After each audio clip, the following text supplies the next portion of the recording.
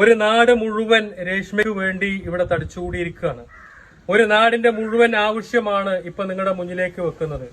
ഈ നാടിന്റെ ഇവരുടെ അമ്പലത്തിന്റെ ചടങ്ങുകൾ വരെ മാറ്റിവെച്ച് രേഷ്മയുടെ ചികിത്സയ്ക്ക് വേണ്ടി കൊടുത്തിട്ടും ഇന്നും രേഷ്മ നമ്മുടെയൊക്കെ സഹായം കാത്ത് അമൃത ആശുപത്രിയിലെ ICU വാർഡിലാണ്. നമസ്കാരം. എൻ്റെ മകൾ രേഷ്മയാണ്. മകൾക്ക് 22 വയസ്സായി. ഞങ്ങൾ അമൃത ഹോസ്പിറ്റലിൽ അഡ്മിറ്റാണ്.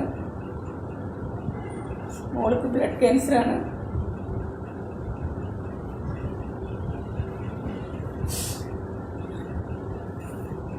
അവൾ മാറ്റി വെച്ചാലേ അവൾ രക്ഷിക്കുള്ളൂ എന്ന് ഡോക്ടർ പറഞ്ഞിരിക്കുകയാണ്. ഞങ്ങൾക്കൊരു വഴിയില്ല. സാമ്പത്തികമായിട്ട് ഞങ്ങൾക്ക് നല്ല ബുദ്ധിമുട്ടുണ്ട്. നിങ്ങൾ തന്നെ എൻ്റെ മകൾക്ക് സഹായിക്കണം.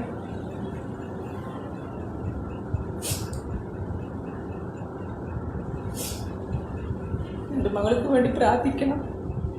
എൻ്റെ മകളിനെ പഴയ പോലെ തിരിച്ചു കൊണ്ടുവരണം. എനിക്ക് ഒരേ മകളേ ഉള്ളൂ.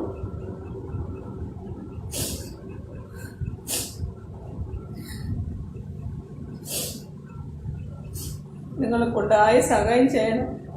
എൻ്റെ മകളെ രക്ഷപ്പെടുത്തി തരണം. ഞങ്ങൾക്കൊരു ഗതിയുമില്ല. അസ്സലാമു അലൈക്കും. ഫിറോസ് കുന്നംപറമ്പിലാണ്. ഞാനിപ്പോൾ ഉള്ളത് പാലക്കാട് ജില്ലയിലെ കൊടുമ്പ് പഞ്ചായത്തിലെ കാഞ്ഞിരംകുന്ന് എന്ന് പറയുന്ന സ്ഥലത്താണ്. ഒരു നാട് മുഴുവൻ രേഷ്മയ്ക്ക് വേണ്ടി ഇവിടെ തടിച്ചുകൂടിയിരിക്കുകയാണ്. ഒരു നാടിന്റെ മുഴുവൻ ആവശ്യമാണ് ഇപ്പൊ നിങ്ങളുടെ മുന്നിലേക്ക് വെക്കുന്നത്. ഈ നാടിന്റെ ഇവരുടെ അമ്പലത്തിന്റെ ചടങ്ങുകൾ വരെ മാറ്റിവെച്ച് രേഷ്മയുടെ ചികിത്സയ്ക്ക് വേണ്ടി കൊടുത്തിട്ടും ഇന്നും രേഷ്മ നമ്മുടെയൊക്കെ സഹായം കാത്ത് അമൃത ആശുപത്രിയിലെ ICU വാർഡിലാണ്. നിങ്ങളല്ലാതെ വേറെ ആരുമില്ല ഈ കുട്ടിയെ സഹായിക്കാൻ. ബ്ലഡ് ക്യാൻസർ ബാധിച്ചിട്ട് 30 ലക്ഷം രൂപ ചെലവഴിച്ചു കഴിഞ്ഞു എന്നുള്ളതാണ്. RCCയിൽ 20 ലക്ഷം രൂപ ചെലവഴിച്ച് 10 ലക്ഷം രൂപ അമൃതയിലും ചെലവഴിച്ചിട്ടും ഇനിയും ആ കുട്ടിക്ക് കീമോ ചെയ്യാനുണ്ട്, മജ്ജ മാറ്റിവെക്കാനുണ്ട്. ഇനിയും 50 ലക്ഷം രൂപ കൂടി വേണമെന്നുള്ളതാണ്. ഇത് രേഷ്മയുടെ അച്ഛനാ. രേഷ്മയ്ക്ക് വെറും 22 വയസ്സേ പ്രായമായിട്ടുള്ളൂ.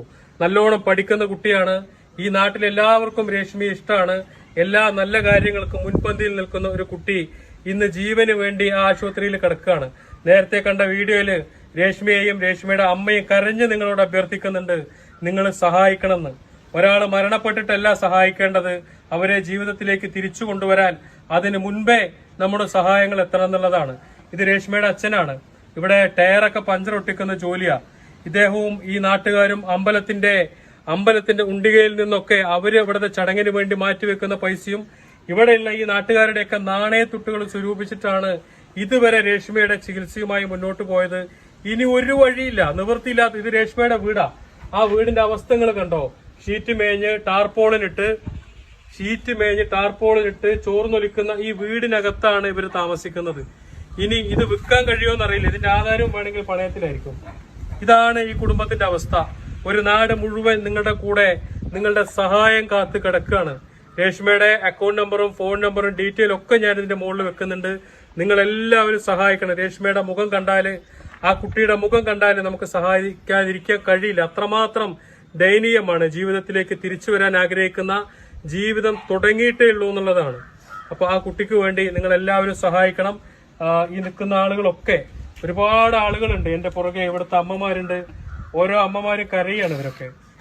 ഇവരൊക്കെ സങ്കടത്തിലാണ്. ഇവരൊക്കെ കരഞ്ഞുകൊണ്ടിരിക്കുക. അത്രമാത്രം രേഷ്മയെ ഇഷ്ടപ്പെടുന്ന നാട്ടുകാരാണ് ഇവരൊക്കെ കരഞ്ഞുകൊണ്ടിരിക്കുക. ആ രേഷ്മയെ ജീവിതത്തിലേക്ക് തിരിച്ചു കൊണ്ടുവരാനാണ്. വിധിക്ക് വിട്ടുകൊടുക്കാതെ, മരണത്തിന് വിട്ടുകൊടുക്കാതെ തിരിച്ചു പിടിക്കാനുള്ള ഒരു പ്രയത്നമാണിത്. ഈ ഒരു അപേക്ഷനെ നിങ്ങൾ തള്ളിക്കളയരുത്. കാരണം 50 ലക്ഷം രൂപ ഈ കുടുംബത്തിന് വേണം.